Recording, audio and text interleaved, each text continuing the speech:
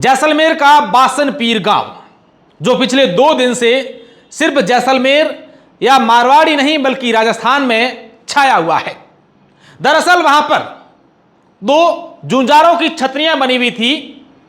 दाऊजी पालीवाल और रामचंद्र सिंह सोढा 2019 में किसी कारणवश वो छतरियां नीचे गिर गई थी और उसके बाद अब उसके पुनर्निर्माण के लिए जब 3 दिन से काम शुरू था तो कल बासन पीर गांव में कई सारे वीडियो ऐसे सामने आए जहां पर महिलाएं, बच्चे और कुछ लोग हाथों में पत्थर लेकर के जो छतरी का निर्माण करने वाले लोग थे या फिर वो जो काम कर रहे मजदूर थे उन पर पथराव कर रही थी। उसके बाद जैसे ही पुलिस को यह सूचना मिली कि वहां पर पथराव हो रहा है तो वहां पर पुलिस पहुंची तो पुलिस पर भी पथराव हुआ। कई लोग घायल भी हुए हैं जिन्हें अस्पताल में भर्ती करवाया गया है। गणपत सिंह नामक जो व्यक्ति हैं वो ज्यादा घायल हुए हैं, अस्पताल उन्हें भर्ती करवाया गया है। इसके अलावा भी अन्य लोगों को भी वहां पर चोटें लगी है। अब इस मामले को लेकर पुलिस वहां पर शांति व्यवस्था कायम करने के लिए भारी मात्रा में जाब्ता वहां पर तैनात है। और अगर इस वक्त की बात करें तो वहां पर पुलिस जो है, पुलिस की छावनी बनी हुई है पूरे गांव में। जैसे इस खबर की मालूम चली तो कई सारे नेता हैं वो वहां पर पहुंचे। कल शाम को भाजपा नेता स्वरूप सिंह खारा सैकड़ों लोगों के साथ बासनपीर गांव पहुंचे।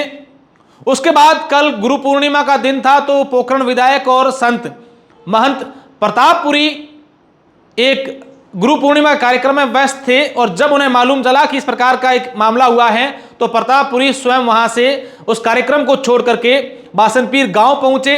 रात्रि विश्राम उन्होंने बासनपीर गांव में किया, रात को वहीं रुके और सुबह जब तक छतरियों का काम जो है वो चल रहा था वहीं पर थे। उन्होंने वहां पर सत्संग भी किया, भजन भी किए और कई सारे लोग वहां पर पहुंचे।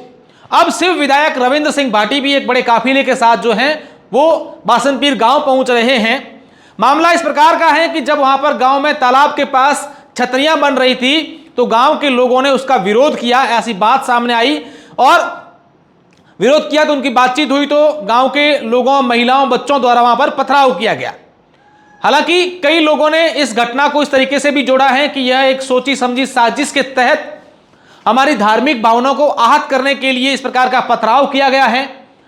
हमारे पूर्वज जिन्होंने इस धरती की रक्षा की, मातृभूमि के लिए बलिदान दिया हो या फिर गायों के लिए रक्षा की हो, ऐसे लोग जो जुंजार हुए थे रियासतों के समय किसी प्रकार का यहाँ पर युद्ध हुआ था तब ये दोनों जो हैं वहां पर उन्होंने बलिदान दिया था और उसके बाद उन दोनों की छतरियां यहाँ पर बनी गई थी।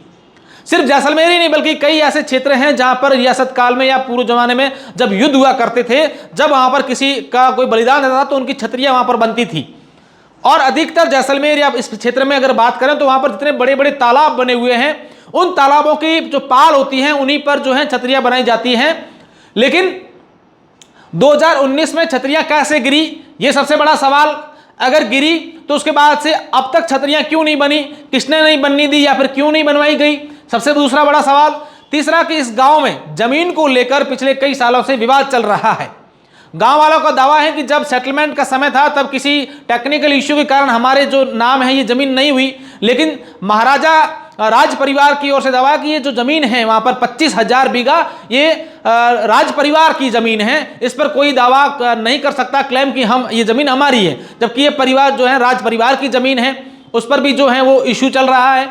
लेकिन अगर किसी महापुरुष की या किसी देवी देवता की या किसी ऐसे व्यक्ति की जहां पर छतरी या मंदिर बना हुआ है तो वहां पर दूसरी बार जब किसी कारणवश वो छतरी गिर जाती है या किसी प्रकार की और ऐसी कुछ चीजें होती है तो उसको पुनर्निर्माण क्यों नहीं करवाया जाता है।